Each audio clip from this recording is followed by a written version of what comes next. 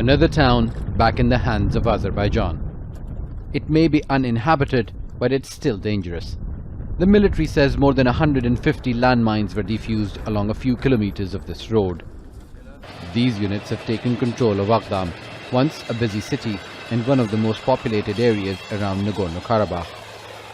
For them, Agdam is an important victory achieved without violence, and displaced people or IDPs will be able to return.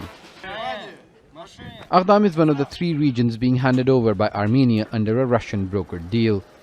About 2,000 Russian peacekeepers are tasked with ensuring no Armenian troops are left in the territory. Most of Agdam has been under the control of Armenia since the 1990s. According to the UN, hundreds of thousands of people were forced to flee either Armenia or Azerbaijani territory occupied by Armenian forces during the war.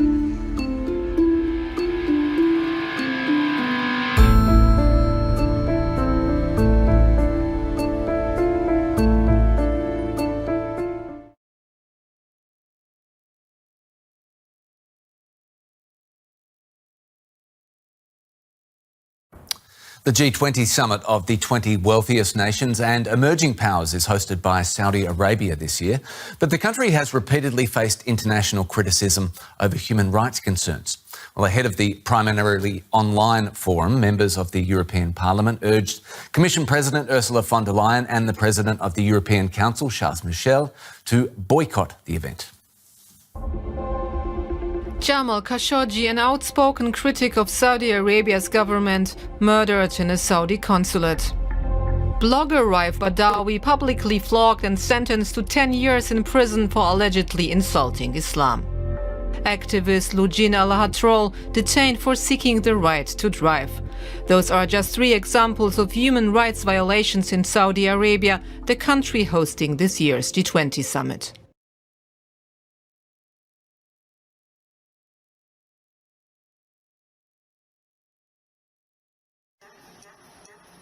School students have led an anti-government protest of at least 1,000 people in Bangkok to demand major political changes.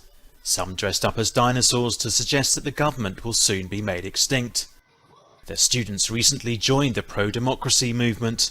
On Tuesday, protesters rallied outside Parliament to urge lawmakers to pass a bill to consider sweeping changes to the constitution.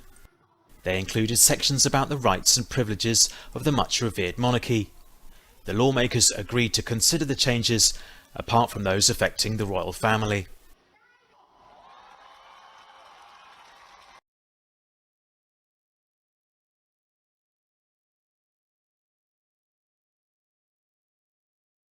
A beach emergency at one of Australia's most popular tourist spots.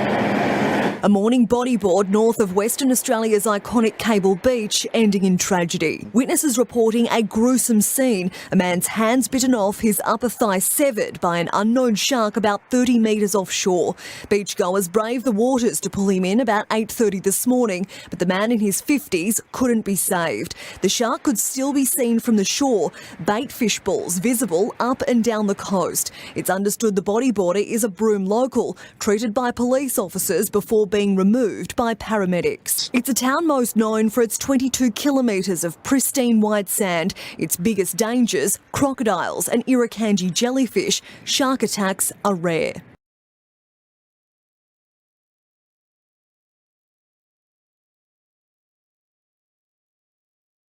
Two children have been killed and two more are in hospital after becoming trapped underwater when their car crashed into a dam.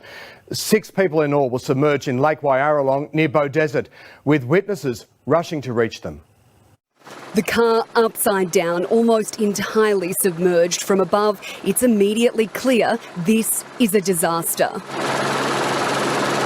6 people were travelling in the vehicle, which has crossed to the wrong side of the road, smashing through a guardrail, flipping on the bridge on Bow Desert Boona Road and into the Wairaralong Dam. 2 children died at the scene. A 1-year-old boy is clinging to life and a 4th child, just 6 months old, is also in a serious condition. One child was airlifted and that little child had a period of CPR.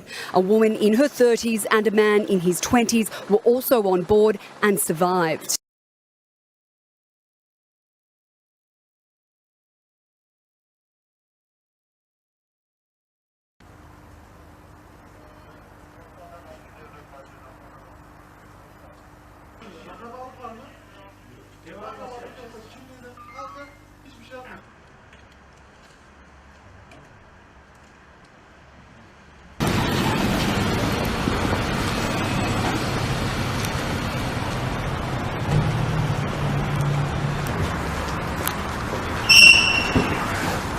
Give me.